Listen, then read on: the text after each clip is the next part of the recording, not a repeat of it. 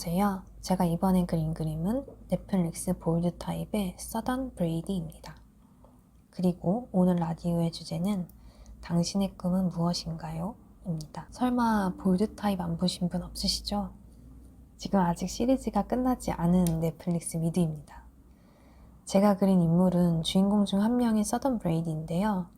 드라마에서 총 3명의 주인공이 나오는데 제가 제일 좋아하는 주인공입니다.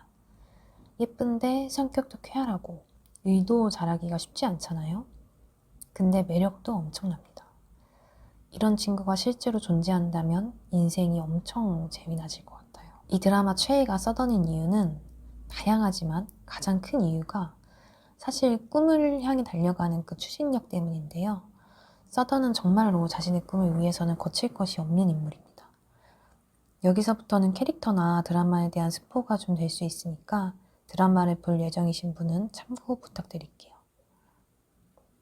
드라마의 주 무대는 세포드라는 매거진 회사인데요. 거기서 만드는 매거진 이름이 스칼릿입니다.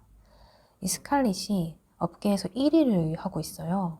그래서 이제 세포드에서 일하는 기회를 얻는 건 매우 어렵죠. 1위 대기업이니까요.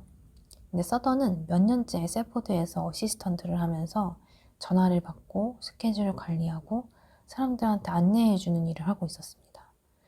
하지만 일도 너무 힘들고 페이도 짜고 그래서 지쳐있던 와중에 옆에 패션 부서에서 어시스턴트를 뽑는다는 소식을 접하게 됩니다.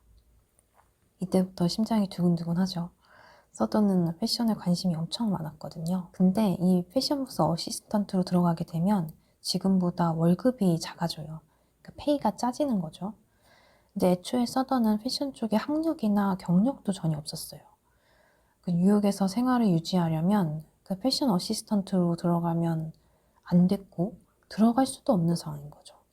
돈도 짜지기 때문에 들어갈 수가 없고 그 다음에 학력이 없어서도 또 들어갈 수가 없고 근데 그렇게 고민을 하다가 서던이 결국 이 돈을 더 벌어야 되는 상황 때문에 마케팅 쪽으로 지원을 하게 됩니다. 근데 결국 꿈을 포기할 수가 없었죠. 그래서 냅다 이제 패션 부서에 찾아가서 기웃기웃 거리는데요. 거기에 패션 부서 헤드 올리버라고 있었어요. 이제 올리버가 그렇게 서던이랑 얘기를 나누다가 서던이 FIT를 졸업했다고 오해를 하게 됩니다.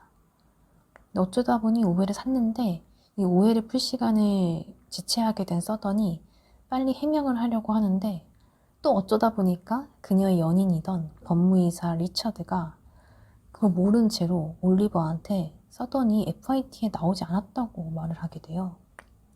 그러니까 의도치 않게 서던이 거짓말쟁이가 돼버린 거죠.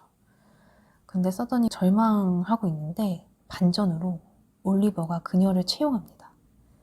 그러니까 서던의 무드보드를 보고서 그녀의 재능을 알아차린 거죠. 근데 그 이후부터 이제 고개만 걸을 것 같은데 또 그렇지도 않아요. 그렇지 않아야 재밌죠? 서던은 이제 재능이 넘치는데 이 직급이 어시스턴트였기 때문에 사람들에게 건네줄 명함도 하나 없었습니다. 큰 매거진 회사니까 이 셀럽들이 그렇게 많이 오고 가요. 근데 인맥을 오피셜하게 쌓을 기회가 전혀 없는 거죠. 성공이 눈에 잡힐 듯한데 인정을 받을 수 있을 것 같은데 이 직급이 주는 제약에 자꾸만 발목이 잡히던 서던은 자신의 인스타그램 계정을 만들어서 자신을 알리고 또 스타일링 실력을 보여주려고 합니다. 그러면 이제 회사가 인정을 해주고 스타일리스트로 승진을 시켜주지 않을까 했던 거죠. 그때 기회가 와요. 한 셀럽이 서던의 스타일링을 마음에 들어 하면서 자신의 스타일리스트로 일해보지 않겠냐고 제안을 합니다.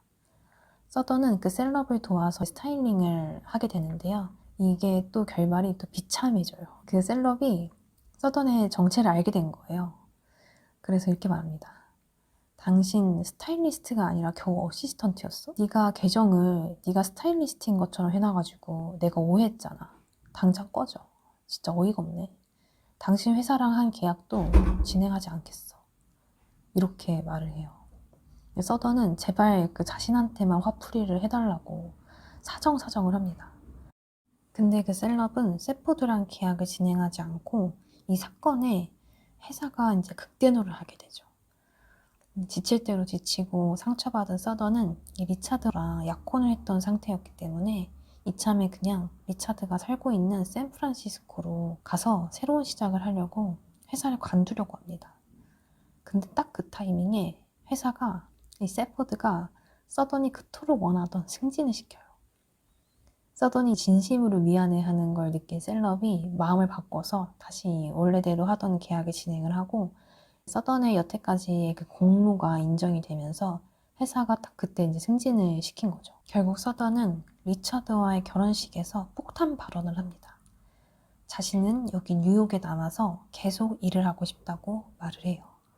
근데 리차드는 서던이랑 이 샌프란시스코에서 알콩달콩 신혼살림을 차릴 기대로 부풀어 있었는데 갑자기 결혼식 당일날에 그렇게 말을 하니까 너무 폭탄 발언인 거죠.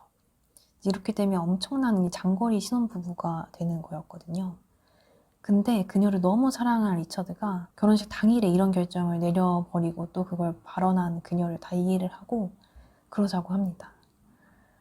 너무 사랑꾼이죠. 근데 위기가 계속돼요. 근데 서던이 임신을 하고 유산을 하게 되거든요. 근데 유산 후에 전혀 슬프지가 않은 거예요. 아기를 잃었는데. 근데 저도 좀 여기서 좀 걱정을 했습니다. 내 최애가 사실 사이코였다는 이야기로 드라마가 흘러가는 건가 싶었거든요. 근데 서던도 이 드라마에서 자기 자신을 엄청 혐오하면서 몸부림쳐요. 근데 그러다 깨닫게 됩니다.